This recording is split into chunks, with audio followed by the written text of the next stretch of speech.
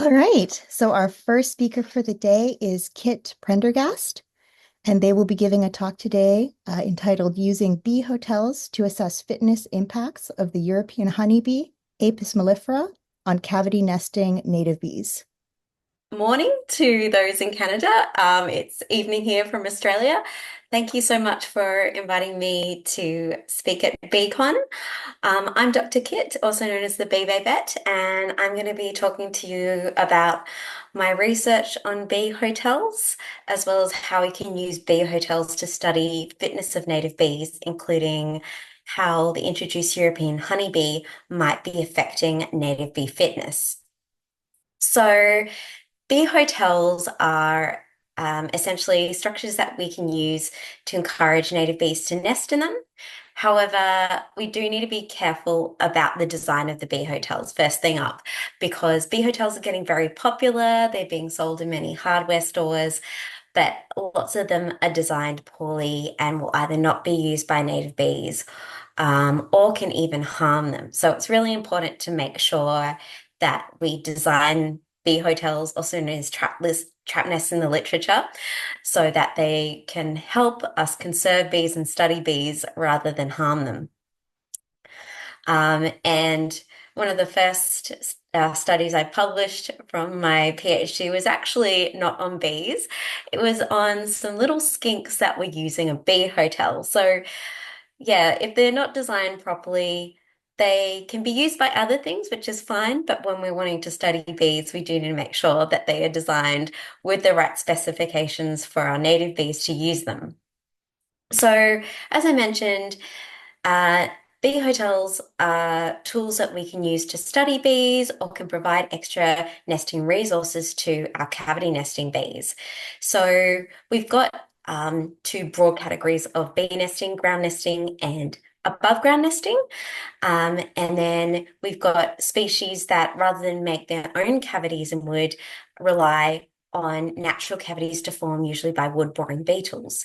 And when there's not enough of these or we want to study the cavity nesting bees, we can actually recreate these resources by building bee hotels, making sure that we have a range of hole diameters if we're wanting to look at diversity, making sure they're deep enough. You can use wood, make sure it's untreated, or bundle bamboo stems together and then hang them up in areas that get sun but not direct heat so we don't bake the poor little bees. So bee hotels have been really useful for my research because they can provide a window into bees' lives. We can look at the pollen inside the nest and see what species these bees are using. And then when we rear the bees, we can look at fitness components such as sex ratio, body size, parasitism, which is really interesting to see, the number of offspring, how many intercalary cells there are, how many cells, and also some novel nesting behavior. For example, I was using an X-ray to look at my native bees developing, and I discovered there was this bee, Megachile ignita, which has since been reclassified as Rosinapis ignita, but there's also some debate about that. But Megachile or Rosinapis ignita was putting Banksia fuzz into its nests. And it doesn't forage on Banksia, so the pollen inside the nest was only from Jacksonia, Baxia's proteaceae, Jacksonia's fabaceae, so completely different, and it's still unsure why that's the case, but we can look at what sort of caps they use. So bee hotels just open such a huge window into understanding the biology of cavity nesting bees. So for my PhD research, I installed bee hotels across bushland remnants and residential gardens, and I wanted to look at occupancy, what species use them, and what correlates with nesting because I'd looked at what was happening in the field, what bees were foraging, but then of course nesting is that other critical component. So I found that it took them a little while to find the bee hotels, and occupancy was fairly low, but it's in the range of other trap nesting studies. And I also used 4, 7, and 10 millimeter diameter holes, 5 of each. and I found that the 10 millimeter ones were rarely used. So part of that low occupancy was that the larger holes were only used by a few big species, such as Megachile monstrosa, which is a very big Megachile bee. Um, I found 24 different species using the bee hotels, which is more than any other studies in Australia, so very high diversity. But as you can see, some species really loved them, some of them not so much. And then I also found that there was a very different composition to what I saw foraging in the field to what was using the bee hotels. So they can provide complementary information. And I found that flower diversity actually reduced nesting, but high proportions of native flowers promoted it. So in where I do my studies in Southwest Western Australia, native flowers are really important for these cavity nesting bees. But I also wanted to look at how the introduced European honeybee was affecting native bees. So I did a review of the literature. I looked at how honeybees impacted pollination networks and also looked at the association between honeybee density and native bee abundance and diversity. But again, these are just like what's happening on the flowers. I wanted to see if there are actually any fitness effects, and that's where the bee hotels could come in. Um, so this paper is under review at the moment, but I looked at how the introduced honeybee might influence our cavity nesting bees.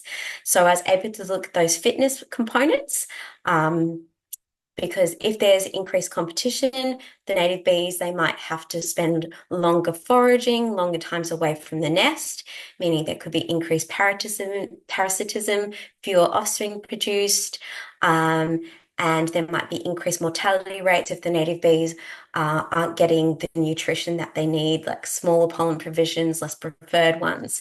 And then I was also able to look at pollen overlap. So I collected pollen from trap nests, from the trap nest, the bee hotels, as well as pollen traps on honeybee hives at the same locations, and then used acetolysis as well as scanning electron microscope to look at the pollen and see how much overlap there was. And so I did find some effects of competition causing fitness decreases. And the main effect was a increase in male offspring produced. Now, male offspring are smaller. They require less pollen than the females, so that could be an effect from competition. There was also increased brood mortality and reduced reproduction in some years, but not all years. So it varied by year, which also makes sense because some years there's greater flowering, more flowering abundance than here in Australia we can have drought, and that reduces the floral resources. So that's when there's going to be crunch time for competition. But it was, yeah, really interesting to see how bee hotels could be used to study these fitness effects rather than just look at correlations between abundance and diversity of bees foraging on flowers in the field. And bee hotels, I've also used them not just from like a study point of view, but a conservation point of view. So after the 2019-2020 bushfires, I installed 1,000 bee hotels in areas that have been burnt by fire in the forest. I had a citizen science project as well as then installed the 1,000 bee hotels in the southwest. I used the bamboo and the wood designs, and I found that the citizen science participation wasn't that great, and their bee hotels weren't particularly designed with native bees in mind. But then with these bee hotels, it was fantastic. 900 nests were occupied. At one of the sites, 283 total nests. There was variation between sites, but based on my research on Rose and Apis ignited, this could mean like 1,200 bee babies being produced in response to that. So that was pretty cool. The main bees using them were Megachile, Hylaeus, and Exinura, and you can tell by the sort of caps on the bees. And I found that there were more native bees where I put the bee hotels up.